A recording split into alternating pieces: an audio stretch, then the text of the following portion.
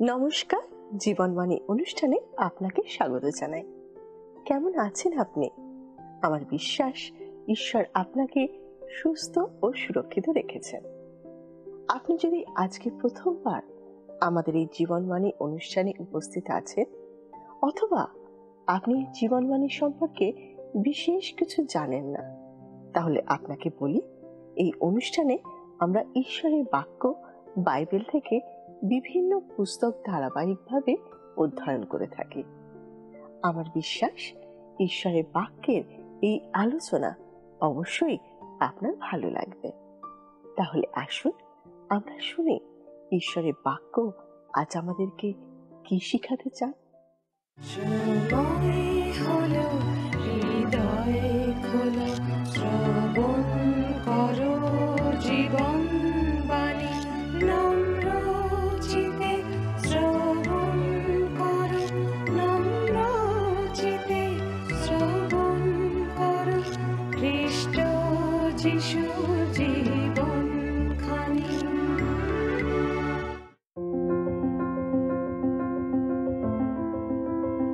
ধারাবাহিকভাবে পবিত্র বাইবেলের বিভিন্ন পুস্তক অধ্যয়নে আমরা বর্তমানে বাইবেলের নতুন নিয়মের অন্তর্গত ফিলিমনের প্রতি সাধু পৌলের পত্রটি আজকে আলোচনা করব। বাইবেলের এটি একটি অত্যন্ত উল্লেখযোগ্য পত্র। এর একটি অধ্যায় আছে, আর সেই জন্য বাইবেলে ওটা খুঁজে পাওয়া একটু মুশকিল হয়ে যায়। আপনি যদি তিত পেয়ে থাকেন তাহলে আরেকটু এগিয়ে যান, কিন্তু আবার বেশি এগোলে ইব্রিয়তে চলে যাবেন। আমার মনে হয় সাধু পৌল যখন ফিলিমনকে এই পত্রটি লিখেছিলেন, তখন তিনি ভাবেননি যে এটা কোনোদিন বাইবেলে অন্তর্ভুক্ত করা হবে। এটা তার একটি অত্যন্ত ব্যক্তিগত পত্র, কিন্তু তার জন্য এই পত্রটির প্রেরণা ও মূল্য কোনো অংশে কম হয়ে যায় না। একটি বিশেষ কারণে পবিত্র আত্মা এই পত্রটিকে পবিত্র শাস্ত্রের অন্তর্ভুক্ত করেছেন। এই পত্রের পিছনে যে একটা কাহিনী আছে সে বিষয়ে কোনো সন্দেহ নেই। ফিলিমন কলসি নামক স্থানে বসবাস করতেন। এটা ছিল ফরুগিয়া দেশে, যা আজকের তুরস্কের আনাতোলিয়া অঞ্চলের অংশ। এখন সেই স্থান সম্পূর্ণ ধ্বংস হয়ে গেছে, কিন্তু সাধু পৌলের সময় সেটা একটা বড় শহর ছিল। কলসীয় মণ্ডলীর বিশ্বাসীদের তিনি একটি পত্র লিখেছিলেন। কলসিতে সাধু পৌল যে গেছিলেন এমন কোনো তথ্য অবশ্য কোথাও নেই, কিন্তু যেহেতু আমাদের অনেক কিছুই অজানা থেকে গেছে, আমার মনে হয় তিনি এই শহরে গেছিলেন। এই পত্রটির পটভূমিতে আছে দাসত্বের এক অন্ধকারময় ঘটনা। রোম সাম্রাজ্যের মোট জনসংখ্যা ছিল 12 কোটি, আর তার মধ্যে 6 কোটি মানুষই ছিল দাস। দাসের সঙ্গে শত্রুর থেকেও নিকৃষ্ট ব্যবহার করা হতো। তাকে তার প্রভুর খেয়াল খুশি মতো চলতে হতো। কলসিতে এই ধনী ব্যক্তিটি বাস করতেন, যিনি খ্রিস্টে বিশ্বাসী ছিলেন। সম্ভবত তিনি ইফিসে গেছিলেন, যেখানে সাধু পৌল প্রতিদিন তুরান্নের বিদ্যালয়ে প্রচার করতেন, আর বিভিন্ন জায়গা থেকে লোকেরা তার কথা শুনতে আসত। সেই সময় এশিয়া মাইনরে কোটি কোটি মানুষের বাস ছিল, এবং ফিলিমন তাঁদেরই মধ্যে একজন ছিলেন যিনি প্রভুতে এসেছিলেন। ফিলিমনের অনেক দাস ছিল, যার মধ্যে একজনের নাম ছিল অনিসিম। অনিসিম একদিন ফিলিমনের কাছ থেকে পালিয়ে গেলেন, আর অন্যান্য পলাতক দাসেরা যেমন করত, তিনিও একটা বড় শহরে চলে যাওয়া স্থির করলেন। তিনি রোমে পালিয়ে গেলেন। এমন একটি জনবহুল শহরে তিনি লোকজনের ভিড়ে হারিয়ে গেলেন, কেউ তাকে খুঁজে পেল না। একদিন সেই পলাতক দাস অনিসিম বুঝতে পারলেন যে স্বাধীনতার মধ্যেও এক ধরনের দাসত্ব আছে, আর দাসত্বের মধ্যেও আছে এক ধরনের স্বাধীনতা। তিনি যখন দাস ছিলেন, তখন তিনি কি খাবেন, কোথায় থাকবেন এই বিষয়ে চিন্তা করতে হতো না। তার প্রভুই এই সমস্ত কিছু তাকে জোগাতেন। কিন্তু রোমে এসে তাকে সত্যিকারের সমস্যায় পড়তে হলো। আমরা কল্পনা করতেই পারি যে একটু খাবার, একটু আশ্রয় পাওয়ার জন্য তিনি রোমের রাস্তায় রাস্তায় ঘুরে বেড়াতেন। এমনই একদিন তিনি রাস্তায় একটা জটলা হতে দেখে সেখানে গেলেন, দেখতে চাইলেন কি হচ্ছে। সেখানে গিয়ে তিনি শৃঙ্খলাবদ্ধ এক ব্যক্তিকে দেখতে পেলেন। তিনি তার আশেপাশে ভিড় করা লোকেদের কিছু বলছিলেন। অনিসিম নিজের শৃঙ্খল থেকে পালিয়ে এসেছিলেন, আর তিনি মনে করতেন যে তিনি স্বাধীন হতে পেরেছেন। কিন্তু পৌল বলে এই শৃঙ্খলাবদ্ধ ব্যক্তির বক্তব্য শুনে তার মনে হলো, আরে এই লোকটা তো স্বাধীন, আর আমি এখনো ক্ষুধা তৃষ্ণা অর্থের থেকে স্বাধীন হতে পারিনি, আমি এখনো একটা দাস ছাড়া কিছুই নই। কিন্তু এই লোকটা শৃঙ্খলে বদ্ধ হয়ে থাকলেও স্বাধীন। সবাই সেখান থেকে চলে যাওয়ার পর অনিসিম পৌলের কাছে গেলেন। সাধু পৌল যার বিষয়ে প্রচার করছিলেন, অনিসিম তার বিষয়ে আরও জানতে চাইলেন, আর তিনি তাকে খ্রিস্টের পথে নিয়ে এলেন, অর্থাৎ তার কাছে সুসমাচার প্রকাশ করলেন। তাকে তিনি বললেন যে প্রভু যিশু তার জন্যও প্রাণ দিয়েছেন আর তৃতীয় দিনে পুনরুত্থিত হয়েছেন। তিনি অনিসিমকে বললেন তিনি যেন খ্রিস্টের উপর নির্ভর করেন, আর তিনি সেটা করলেনও। অনিসিম প্রভু যিশু খ্রিস্টে এক নতুন সৃষ্টি হয়ে উঠলেন। প্রভুতে আসার পর সবাই যেমন করে, অনিসিমও সেই একই কাজ করলেন। তিনি তার অতীত জীবনের কথা চিন্তা করতে লাগলেন, আর তখন যে সমস্ত মন্দ কাজ তিনি করেছিলেন সেগুলো ঠিক করে নিতে চাইলেন। তিনি পৌলকে বললেন, আমি আপনার কাছে একটা কথা স্বীকার করতে চাই, আমি একজন পলাতক দাস। পৌলকে তিনি আরও বললেন যে তিনি কলসি থেকে পালিয়ে এসেছেন। পৌল বললেন, সেখানে তো একটা মণ্ডলী গড়ে উঠেছে, তোমার প্রভুর নাম কি? আমার প্রভুর নাম ফিলিমন। আরে ফিলিমনও তো খ্রিস্টকে গ্রহণ করেছেন, অনেক বিষয় আমি তার কাছে ঋণী। পৌল, আপনি কি মনে করেন আমার তার কাছে ফিরে যাওয়া উচিত? হ্যাঁ, তোমার নিশ্চয়ই ফিরে যাওয়া উচিত। অনিসিম, তোমাকে আমি বলছি তুমি তার কাছে ফিরে যাও, কিন্তু তুমি একটা পরিবর্তিত পরিস্থিতিতে সেখানে ফিরে যাবে। আমি তোমার সঙ্গে তাকে একটা চিঠি লিখে পাঠিয়ে দেব, আর এটাই আমাদের কাছে সেই চিঠিটা, ফিলিমনের প্রতি সাধু পৌলের পত্র। মানুষের হৃদয়ে সবসময় স্বাধীনতা লাভ করার এক প্রবল আকাঙ্ক্ষা থাকে। বর্তমান যুগে মানুষ কতভাবে পরাধীনতার মধ্যে আটকে আছে, কেউ মাদকাসক্তিতে, কেউ অর্থলোভে, বা অন্য কত কিছুতে। আমরা এমন একটা সময় বাস করছি যখন মানুষ স্বাধীন বলে গর্ব অনুভব করে, তারা মনে করে তারা স্বাধীন। কিন্তু প্রভু যিশু বলেছেন, অতএব পুত্র যদি তোমাদিওকে স্বাধীন করেন তবেই তোমরা প্রকৃতরূপে স্বাধীন হইবে। যোহন তার 8:36 এই পত্রে আপনি দাসত্বের পক্ষে বা বিপক্ষে কোনো যুক্তি দেখতে পাবেন না। আপনি যা শিখবেন তা হলো সেই স্বাধীনতার বিষয় যা এই জগতের সব দাসত্বের ঊর্ধ্বে। এটা সেই স্বাধীনতা যা আমরা প্রত্যেকে পেতে চাই। এই পুস্তকটির একটা রূপরেখা আমরা লক্ষ্য করি। প্রথম, ফিলিমন ও তার পরিবারকে হৃদয়গ্রাহী শুভেচ্ছা, 1-3 পদ। দ্বিতীয়, ফিলিমনের সুনাম, 4-7 পদ। তৃতীয়, অনিসিমের জন্য দয়ার আবেদন, 8-16 পদ। চতুর্থ, দোষীকে নির্দোষ রূপে প্রতিস্থাপন, 17 পদ। পঞ্চম বিষয় দেখি দোষারোপের এক গৌরবময় উদাহরণ, 18 পদে এই বিষয় দেখব। আর ষষ্ঠ বিষয় সাধারণ ও ব্যক্তিগত বিষয়াবলী ও অনুরোধ, যেটা 19-25 পদে দেখব। এই পত্রটির মূল উদ্দেশ্য হলো যেভাবে প্রভু যিশু ঈশ্বরের সামনে আমাদের পক্ষে নিবেদন করেছেন তার মাধ্যমে আমাদের প্রতি তার প্রেমকে প্রকাশ করা। এটি হচ্ছে প্রতিস্থাপনের অন্যতম উৎকৃষ্ট উদাহরণ। আর যদি সে তোমার প্রতি কোনো অন্যায় করিয়া থাকে কিংবা তোমার কাছে কিছু ধারে, তবে তাহা আমার বলিয়া গণ্য করো, 18 পদ। আমরা খ্রিস্টকে বলতে শুনি যে তিনি আমাদের স্থান গ্রহণ করতে সম্মত হয়েছেন এবং আমাদের সব পাপ যেন তার উপরে আরোপিত হয়। তিনি মৃত্যুর ক্ষেত্রে আমাদের স্থান গ্রহণ করেছেন, কিন্তু জীবনের ক্ষেত্রে আমাদেরকে তার নিজের স্থান দান করেছেন। অতএব যদি আমাকে সহভাগী জানো, তবে আমার তুল্য বলিয়া তাহাকে গ্রহণ করিও, 17 পদ। আমাদের কাছে ঈশ্বরের সামনে খ্রিস্টের মর্যাদা আছে, নতুবা আমাদের কোনো মর্যাদাই নেই। একজন অতি সাধারণ পলাতক দাস অনিসিমকে ফিলিমনের গৃহে ঠিক সেইভাবে গ্রহণ করতে বলা হয়েছিল যেমনভাবে তিনি মহান প্রেরিত পৌলকে গ্রহণ করতেন। এর বাস্তব উদ্দেশ্য হচ্ছে ভাতৃপ্রেম শিক্ষা দেওয়া। কারাগার থেকে লেখা অন্যান্য পত্রগুলিতে তিনি প্রভু ও দাসের সম্পর্কে বিষয় লিখেছিলেন। এখানে তিনি দেখিয়েছেন এটা কিভাবে কার্যকর করা উচিত। এই ব্যক্তিরা রোম সাম্রাজ্যে দুই ভিন্ন শ্রেণীর মানুষ ছিলেন, আর পরস্পরের মধ্যে ঘৃণার সম্পর্ক ছিল। তারা এখন খ্রিস্টে ভ্রাতৃত্বে আবদ্ধ হয়েছেন এবং তাদের সেইভাবেই আচরণ করতে হবে। আসুন আমরা প্রথম পদটা পাঠ করি। লেখা আছে, পৌল খ্রিস্ট যিশুর বন্দী এবং ভ্রাতা তিমথিও, আমাদের প্রেমপাত্র ও সহকারী ফিলিমন। সাধু পৌল এখানে নিজেকে প্রেরিত বলেননি। তিনি যখন মণ্ডলীগুলির উদ্দেশ্যে লিখেছিলেন, তিনি তখন নিজেকে যীশু খ্রিস্টের প্রেরিত বলেছিলেন। কিন্তু এটা তার একজন বন্ধুকে লেখা ব্যক্তিগত একটা পত্র। এখানে তাকে তার প্রেরিতত্ব প্রমাণ দিতে হবে না। সাধু পৌল খ্রিস্ট যিশুর বন্দী।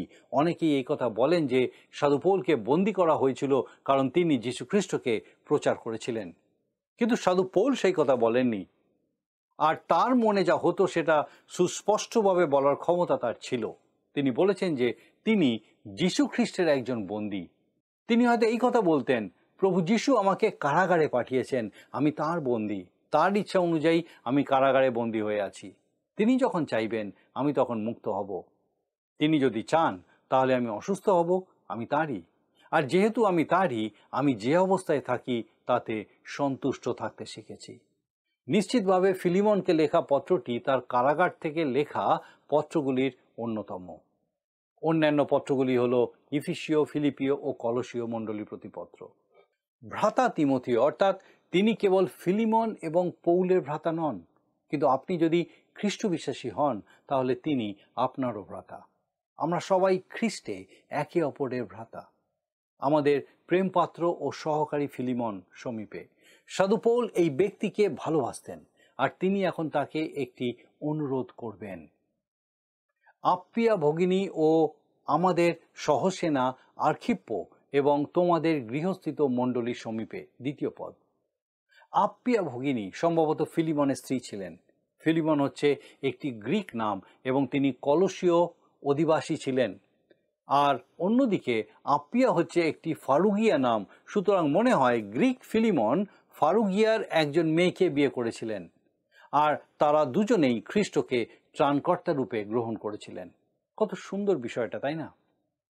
ও আমাদের সহসেনা আর্খিপ্য, আমার মনে হয় ইনি হচ্ছেন তাদের পুত্র।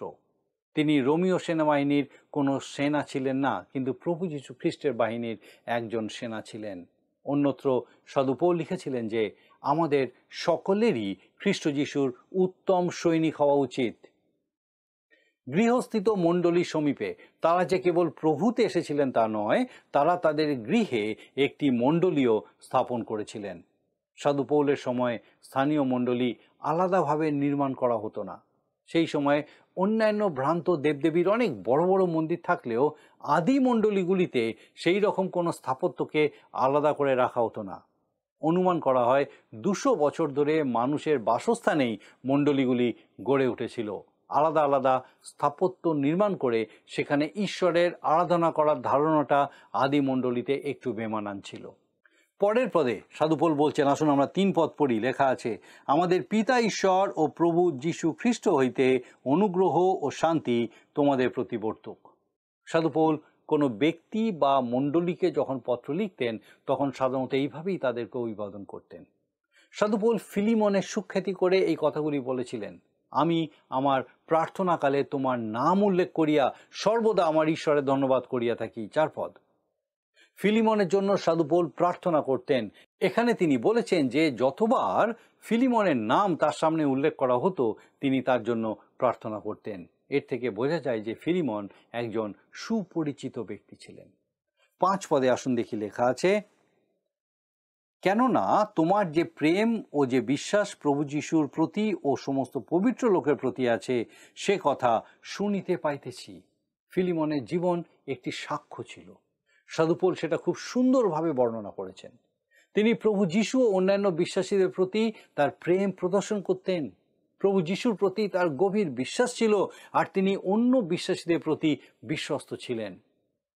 আমাদের মধ্যে বিদ্যমান সমস্ত উত্তম বিষয়ের জ্ঞানে যেন তোমার বিশ্বাসের সহভাগিতা খ্রিস্টের উদ্দেশ্যে কার্যসাধক হয়, এই প্রার্থনা করিতেছি।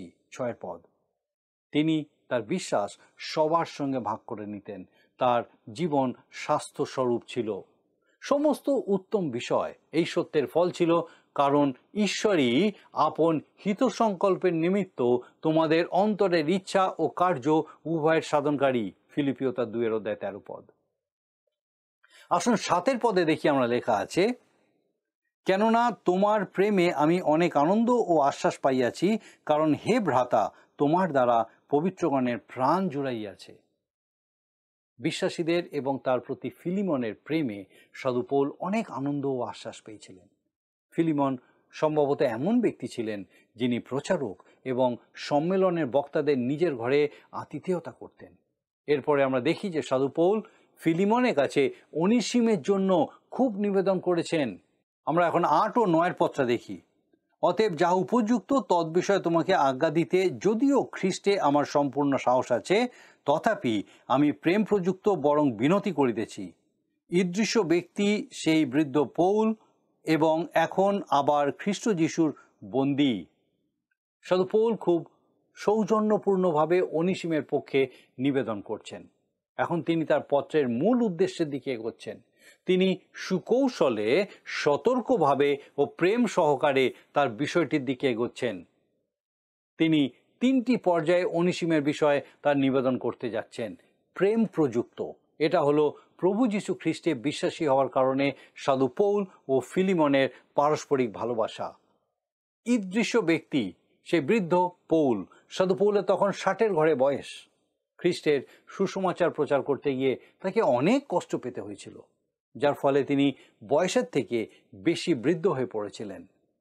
তিনি ফিলিমনকে বলছেন, আমি এখন বৃদ্ধ হয়ে পড়েছি, খ্রিস্ট যিশুর বন্দী। এটা স্পষ্ট ছিল যে তিনি ব্যক্তিগতভাবে ফিলিমনের কাছে যেতে পারেননি। এরপর তিনি বলেছেন, আমরা 10 পদ পড়ি, আমি নিজ বৎসের বিষয়ে বন্ধন দশায় যাহাকে জন্ম দিয়াছি সেই অনিসিমের বিষয়ে তোমাকে বিনতি করিতেছি। সাধু পৌল তার পুত্রের জন্য বিনতি করছেন। তিনি বিবাহিত না হলেও তার অনেক পুত্র ছিলেন। তিনি তিমথিও ও তিতকে পুত্র বলেছেন, আর এখন অনিসিমকে বলছেন। তারা ছিলেন তার আত্মিক পুত্র। তিনি নিজে সেই সময় বন্দী হয়ে থাকলেও অনিসিমকে প্রভুর পথে নিয়ে এসেছিলেন। 11 পদে লেখা আছে, সে পূর্বে তোমার অনুপযোগী ছিল, কিন্তু এখন তোমার ও আমার উভয়ের উপযোগী। অনিসিম নামের অর্থ হলো উপযোগী। এখানে সাধু পৌল এক অসাধারণ শব্দ চাতুর্যের ব্যবহার করেছেন। যেহেতু বাস্তবিকই তার নামের অর্থ উপযোগী, সাধু পৌল বলছেন, যখন তুমি উপযোগী ছিলে তখন উপযোগী কিছুই ছিলে না, আর এখন যখন তিনি নেই বলেই মনে হচ্ছে তখনই সত্যিকারের উপযোগীটি পেয়েছেন। দাস হিসেবে অনিসিম মোটেও কাজের ছিলেন না, কিন্তু এখন সাধু পৌল তাকে একজন বিশ্বাসী রূপে ফেরত পাঠাচ্ছেন। আর তিনি বলছেন, তোমার পক্ষে ও এখন উপযোগী হবে, যদিও আমি চাই না যে তুমি তাকে দাস হিসেবে গ্রহণ করবে। তাহাকেই আমি তোমার কাছে ফিরাইয়া পাঠাইলাম, অর্থাৎ আমার নিজ প্রাণতুল্য ব্যক্তিকে পাঠাইলাম। আমি তাহাকে আমার কাছে রাখিতে চাইয়াছিলাম, যেন সুসমাচারের বন্ধন দশায় সে তোমার পরিবর্তে আমার পরিচর্যা করে। 12 আর 13 পদ। সাধু পৌল ফিলিমনকে অনুরোধ করছেন যেন তিনি যেমন করে তাকে গ্রহণ করতেন ঠিক সেইভাবেই যেন অনিসিমকেও গ্রহণ করেন। তিনি স্বীকার করছেন যে তিনি অনিসিমকে তার কাছে রেখে দিতে চেয়েছিলেন, কিন্তু সাধু পৌল সেই কাজ করেননি। কারণ তিনি বলছেন, আমরা দেখি 14 পদে লেখা আছে, কিন্তু তোমার সম্মতি বিনা কিছু করিতে ইচ্ছা করিলাম না, যেন তোমার সৌজন্য আবশ্যিকতার ফল না হইয়া স্বইচ্ছার ফল হয়। এখানে সাধু পৌল বলছেন, আমি অনিসিমকে নিজের কাছে রাখিনি, কারণ সেটা ঠিক হতো না, যদিও আমি সেটা ভেবেছিলাম। তুমি যদি স্বেচ্ছায় তাকে আমার কাছে ফিরিয়ে দাও তাহলে সেটা ঠিক হবে। ফিলিমন কি অনিসিমকে সাধু পৌলের কাছে ফেরত পাঠিয়েছিলেন? এই কথাও আমাদের জানা নেই। হয়তো তিনি রোমে ফিরে গেছিলেন। আমরা আসুন আরও 2টি পদ পাঠ করি। কারণ হয়তো সে এই হেতুই কিয়ৎকালের নিমিত্ত পৃথকীকৃত হইয়াছিল, যেন তুমি অনন্তকালের জন্য তাহাকে পাইতে পারো, পুনরায় দাসের ন্যায় নয়, কিন্তু দাস অপেক্ষা শ্রেষ্ঠ ব্যক্তির প্রিয় ভ্রাতার ন্যায় বিশেষ রূপে সে আমার প্রিয়, এবং মাংসের ও প্রভুর উভয় সম্বন্ধে তোমার কত অধিক প্রিয়। অনিসিম একজন বিশ্বাসী হয়ে ওঠার পর থেকে ফিলিমনের সঙ্গে তার সম্পর্ক এখন অন্যরকম হয়ে গেছে। রোমীয় আইন অনুযায়ী তিনি তখনও একজন দাস ছিলেন, কিন্তু ফিলিমনের কাছে তার পরিচয় এখন অনেক অধিক হয়ে গেছে। তিনি তার প্রাণের প্রিয় ভাই হয়ে উঠেছেন। এই পদ এবং পরবর্তী পদটি মিলিয়ে আমাদেরকে পূর্ণ প্রতিনিধিত্ব এবং দোষারোপের এক মহান দৃষ্টান্ত দেয়। সাধু পৌলের বিনতির পিছনে রয়েছে খ্রিস্টের সেই অনুরোধ যা তিনি সেই পাপীর হয়ে পিতার কাছে করেন, যারা খ্রিস্টকে ত্রাণকর্তা রূপে বিশ্বাস করে। সেই পাপীকে ঠিক সেই মর্যাদা দিয়েই গ্রহণ করা হয় যেমন খ্রিস্টকে করা হয়। অন্য কথায়, পরিত্রাণ প্রাপ্ত পাপীর স্বর্গে ঠিক ততটাই অধিকার রয়েছে যতটা খ্রিস্টের আছে, কারণ সে খ্রিস্টের অধিকারেই সেখানে রয়েছে। তিনি আমাদের সেই প্রিয়তমে অনুগৃহীত করেছেন। অতএব যদি আমাকে সহভাগী জানো, 17 পদ, তবে আমার তুল্য বলিয়া তাহাকে গ্রহণ করিও। সাধু পৌল ফিলিমনকে এই কথাই বলেছেন, যেহেতু তুমি আমাকে একজন সহভাগী হিসেবে গণ্য করো, আমি চাই তুমি তাকেও ঠিক সেইভাবেই গ্রহণ করো। আসুন আমরা পরের পদটি দেখি, 18 পদ। আর যদি সে তোমার প্রতি কোনো অন্যায় করিয়া থাকে কিংবা তোমার কাছে কিছু ধারে, তবে তাহা আমার বলিয়া গণ্য করো। আমি যখন পরিত্রাণের জন্য ঈশ্বর পিতার কাছে আসি, আমি প্রভু যীশু খ্রিস্টের এই কথা যেন শুনতে পাই। যদি এ তোমার প্রতি কোনো অন্যায় করে থাকে কিংবা তোমার কিছু ধারে, তবে সেটা আমার বলে গণ্য করো। খ্রিস্ট ক্রুশের উপরে আমাদের পাপের হয়ে দণ্ডিত হয়েছেন, কিন্তু সেটাই সব নয়। আমি নিশ্চিত যে ঈশ্বর পিতা আমার বিষয়ে এই কথা বলবেন, এ স্বর্গলাভের যোগ্য নয়। তখন প্রভু যীশু বলবেন, যদি আমাকে সহভাগী জানো, তবে আমার তুল্য বলিয়া তাহাকে গ্রহণ করিও। খ্রিস্টে থাকার প্রকৃত অর্থ এটাই, প্রিয় পাত্রে গৃহীত হওয়া। যেভাবে ঈশ্বর পিতা এবং প্রভু যীশু খ্রিস্ট আপনাকে আমাকে গ্রহণ করেন, সেটা কত অপূর্ব বিষয়। আর এই বিষয়টাই এই পত্রকে এতটা মূল্যবান করে তুলেছে। আসুন আমরা এর পরের পত্রটা পড়ি। আমরা দেখি, লেখা আছে 19 পদে, আমি পৌল সহস্তে ইহা লিখিলাম, আমি পরিশোধ করিব। তুমি যে আমার কাছে ঋণবৎ আপনাকেও ধারো, তোমাকে এ কথা বলিতে চাই না। আমি পৌল সহস্তে ইহা লিখিলাম, আমি পরিশোধ করিব। আমাদের পাপের সমস্ত ঋণ পরিশোধ করার জন্য প্রভু যীশু তার জীবন দিয়েছিলেন। তুমি যে আমার কাছে ঋণবৎ আপনাকেও ধারো, তোমাকে এ কথা বলিতে চাই না। সাধু পৌল ফিলিমনকে প্রভুর কাছে নিয়ে এসেছিলেন। তিনি কিভাবে সাধু পৌলের সেই ঋণ শোধ করতে পারেন? 20 পদে আমরা দেখি, লেখা আছে, হ্যাঁ ভ্রাতা, প্রভুতে তোমা হইতে আমার লাভ হোক, তুমি খ্রিস্টে আমার প্রাণ জুড়াও। সাধু পৌল অনিসিমের জন্য বিনতি করছেন। 21 পদ লেখা আছে, তোমার আজ্ঞাবহতায় দৃঢ় বিশ্বাস আছে বলিয়া তোমাকে লিখিলাম, যাহা বলিলাম তুমি তদাপেক্ষাও অধিক করিবে, ইহা জানি। দেখুন, এটা একটা ব্যক্তিগত পত্র। সাধু পৌল ফিলিমনের প্রতি আস্থা প্রকাশ করছেন এবং বিশ্বাস করছেন যে তিনি যা অনুরোধ করেছেন, ফিলিমন তার চেয়েও বেশি করবেন।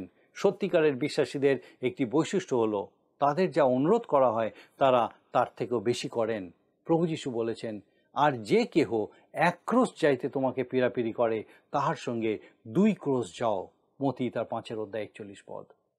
আজ আমাদের মধ্যে একজন এত অভাবী হয়তো এই কারণে যে আমরা প্রভুর প্রতি কৃপণতা করি। আমাদের প্রভু খুবই উদার, আমাদেরও উদার মানুষ হওয়া উচিত। 22 পদে আমরা দেখি, লেখা আছে, কিন্তু আবার আমার জন্য বাসাও প্রস্তুত করিয়া রাখিও, কেননা আশা করি তোমাদের প্রার্থনার দ্বারা তোমাদিগকে প্রদত্ত হইব। সাধু পৌল কারাগার থেকে মুক্তি পাওয়ার প্রত্যাশা করেন। তিনি তার জন্য প্রার্থনা করতে বলছেন। যেহেতু এই পত্রটি সম্ভবত পৌলের রোমে প্রথম বন্দিত্বের সময় লেখা হয়েছিল, তাই তিনি মুক্তি পেয়েছিলেন এবং হয়তো ফিলিমনের সঙ্গে ব্যক্তিগতভাবে সাক্ষাৎ করেছিলেন। খ্রিস্ট যিশুতে আমার সহবন্দী ইপাফ্রা তোমাকে মঙ্গলবাদ করিতেছেন। মার্ক, আরিস্টার্ক, দিমা ও লুক আমার এই সহকারীগণ করিতেছেন।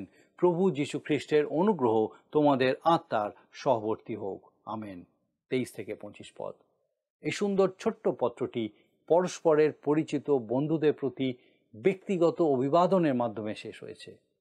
আসুন আমরা এই পত্রটির সারাংশ আরেকবার লক্ষ্য করি। প্রথমত, ফিলিমন নামক এক ধনী এবং বিশ্বাসী ব্যক্তির অনিসিম নামের একজন দাস ছিল। সেই দাস তার কাছ থেকে পালিয়ে রোমে চলে যান। দ্বিতীয়ত, রোমে অনিসিমের সঙ্গে সাধু পৌলের সাক্ষাৎ হয় এবং তিনি তাকে প্রভুতে নিয়ে আসেন।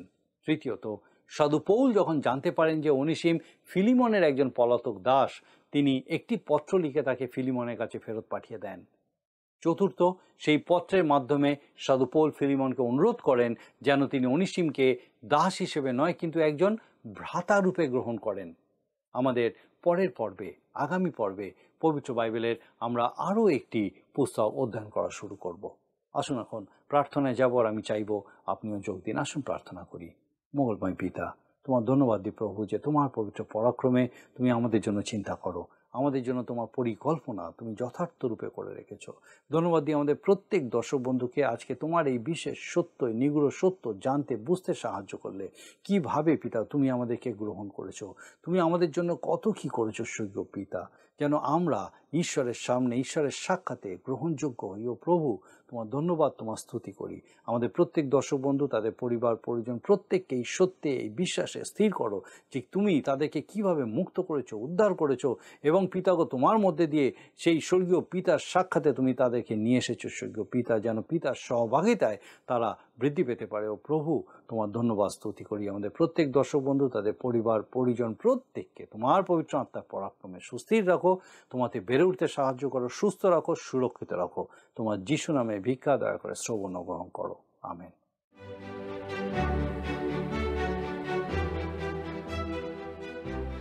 প্রিয় বন্ধু, আমাদের এই ধারাবাহিক বাইবেল শিক্ষার অনুষ্ঠানটি শুনবার জন্য আপনাকে অশেষ অশেষ ধন্যবাদ। আপনি নিশ্চয়ই দিন প্রতিদিন ঈশ্বরের বাক্যে সমৃদ্ধ হচ্ছেন, এবং আমি বিশ্বাস করি তা আপনার জীবনে কাজ করছে। আপনি একটু একটু করে ঈশ্বরের ইচ্ছা অনুসারে পরিবর্তিত হচ্ছেন। আমরা যা শুনছি তা মনে রাখার জন্য প্রত্যেক দিন ঈশ্বরের বাক্যপাঠ আমাদের খুবই জরুরি। আশা করি আপনি তা করেন। এখন আমরা আজকের দিনের প্রশ্নটা মন দিয়ে শুনে নিই। প্রিয় বন্ধু, আসুন আমরা আজকের প্রশ্ন উত্তরে আসি। গতকালের প্রশ্নের উত্তর অপশন বি, বশীভূত। আজকের প্রশ্ন, ফিলিমনের কাছ থেকে তার যে দাস পালিয়ে গিয়েছিল তার নাম কি ছিল? Option A Apphia, B Onesimus, C আক্রিপ্পো, ডি ইপাফ্রা। বন্ধু, এই প্রশ্নের উত্তর আগামীকাল সন্ধ্যে 6টার মধ্যে option A, B, C, D সহকারে আপনার নাম ও সম্পূর্ণ ঠিকানা সহ 9433497235 এই নম্বরে SMS-এ অথবা হোয়াটসঅ্যাপে লিখে পাঠাবেন।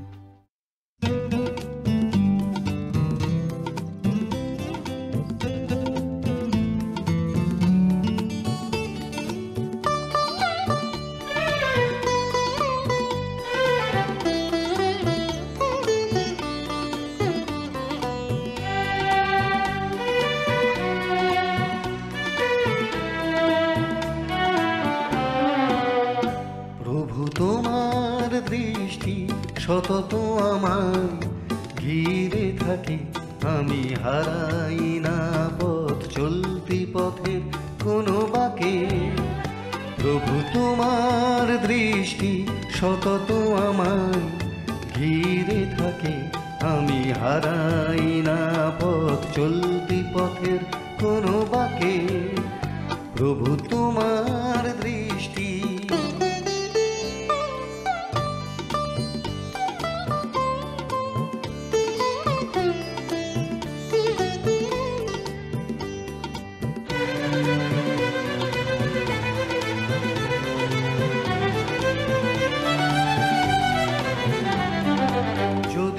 কখনো ভুলি তোমায়, রঙিন পৃথিবী ডাকে আমায়।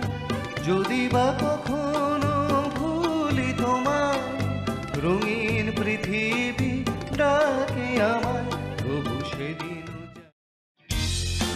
যদি আপনার এই অনুষ্ঠান ভালো লেগে থাকে তাহলে এই নম্বরে একটি মিসড কল করুন, তাহলে আপনি পরের বারে বিজয়ী হতে পারেন।